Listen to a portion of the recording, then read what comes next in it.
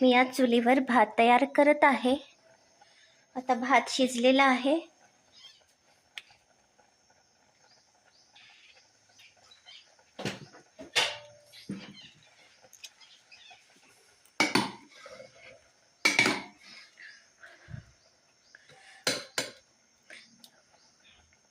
या भांड्यामध्ये भरपूर पाणी घालून या प्रकारे भात शिजवला जातो।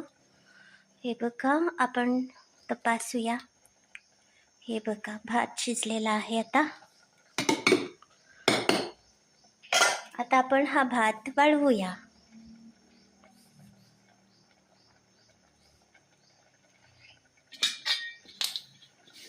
भात वाळवण्यासाठी या प्रकारची प्लेट वापरू शकतो आपण। हे बघा, अर्ध्या भागाला याप्रमाणे भुके आहेत।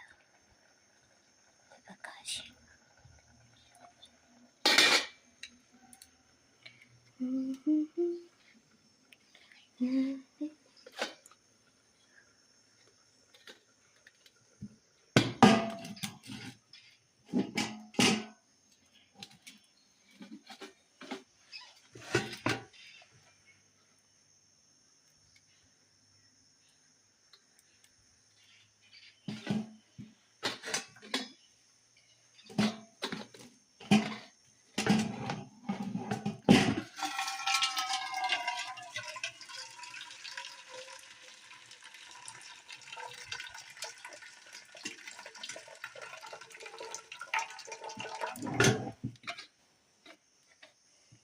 पातेलं गरम असल्यामुळे हात निसरत आहेत माझे।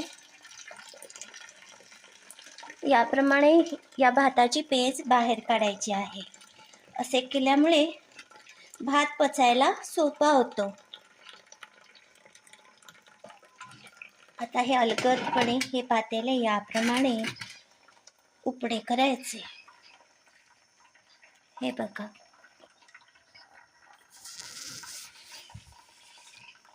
आता काही वेळाने या भातातील सगळे पाणी या खाली असलेल्या पातेल्यात पडते आणि आपल्याला अगदी मोकळा भात तयार मिळतो।